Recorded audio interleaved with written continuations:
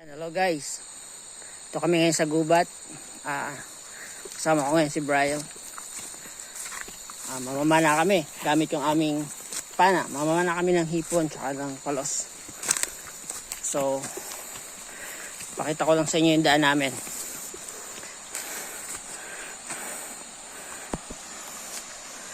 So ito yung daan, oh. Mana kami ng hipon sa sapa. Tapos palos at saka biyak. Ayan. Pero banda dito medyo maliliit ang hipon dito, kaya pupunta pa kami sa malayong lugar. So gubat na to. Gubat na siya ngayon.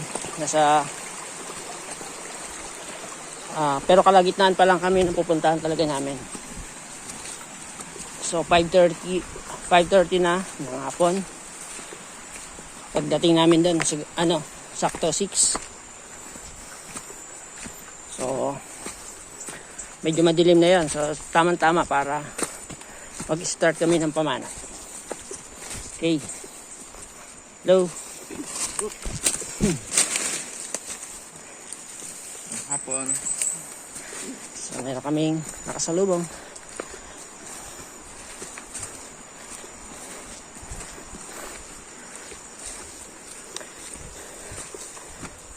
May dala siyang abaka.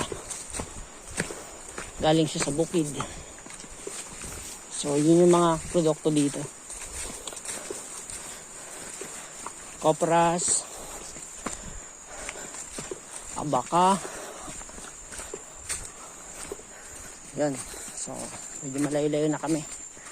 So mamaya-maya continue kayong video. Medyo hinihingalak siya ako. Okay. So ito guys, papalapit na kami sa unang tawiran. So dito may magandang paliguan. Yan, oh. May magandang paliguan dito. Sarap maligo dito guys.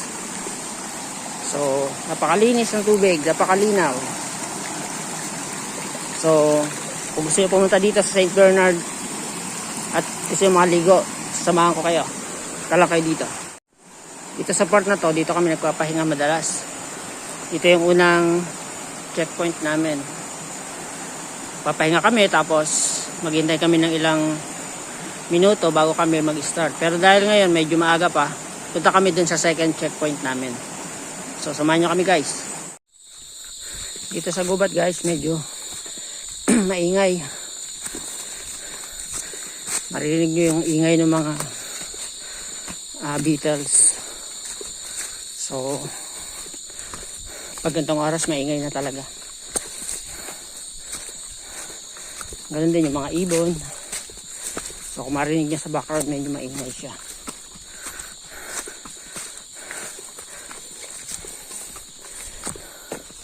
Medyo malayo-tayo na rin yung ating nalalakad. Magwa 1 hour na tayo naglalakad. So malapit na. Lapit na tayo sa ating destination.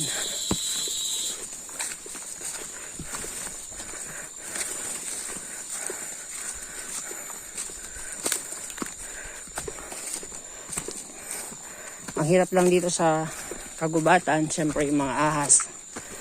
May mga time na mahirap silang ma-identify. Lalo na pag gantong oras na kasi medyo madilim na.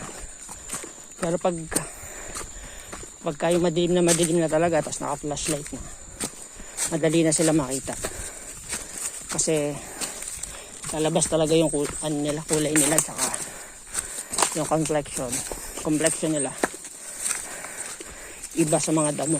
Hindi ka tulad pag-araw, halos parehas lang. Okay.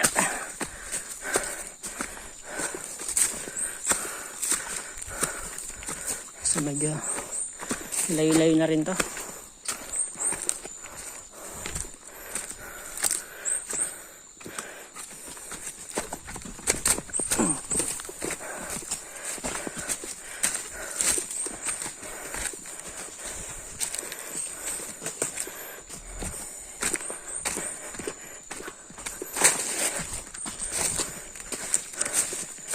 Nakakapagod talaga guys. Pero tanggal cholesterol naman. Yun yung ano, kagandahan dito.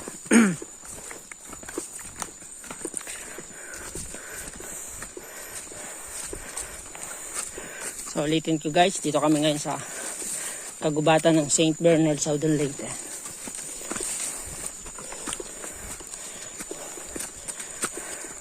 Mamamana kami ng hipon, tsaka ng palos, at tsaka mga isda. Sana marami tayong makuha. Though hindi ko na siguro i-video pa yung habang namamana kami kasi mahirap yung pamamana habang nag-video. Ano ko na lang, bawat pahinga namin may time kami na makapag video namin.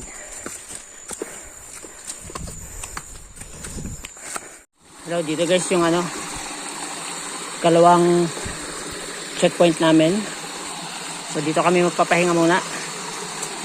Dito na tayo. Ito dati magandang falls to. Waterfall. Pero dahil sa landslide tsaka sa baha na nagkaano siya. Dito kami dati naliligo pagka pupunta dito sa bukid. Dito kami nangunga ng buko.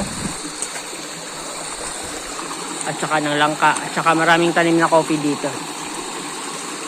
So yung mga musang, sigurado dito yung ano, makakakuha ng mamahali, pinakamahal na kape, na uri ng kape.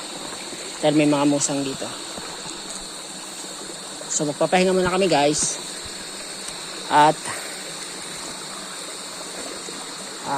hintayin namin na gumabi at dumilim para makapag-start na.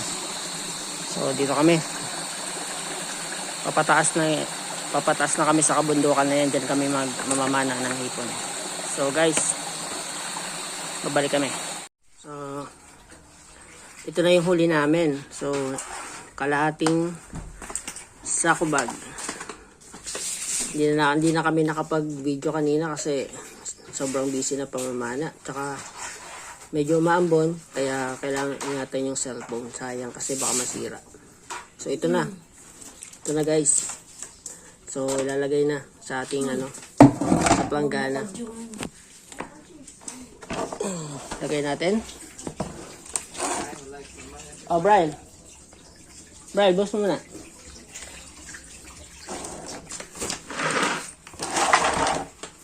So tingnan natin, may mga frog pa dyan na buhay. This is so well. Isang lang laki?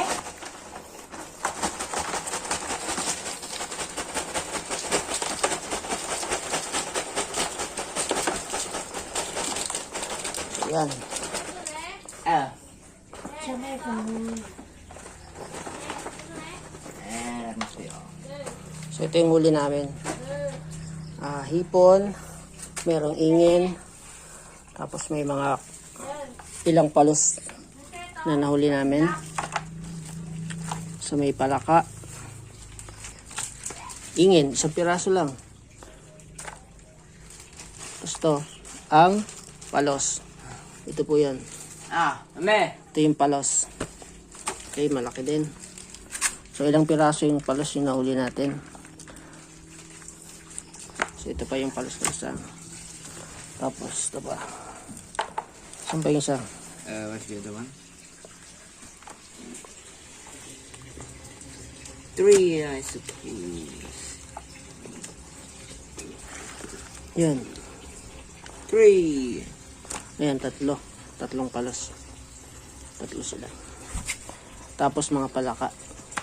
Yan, ilang piraso lang din kasi mailap yung mga palaka ngayong gabi.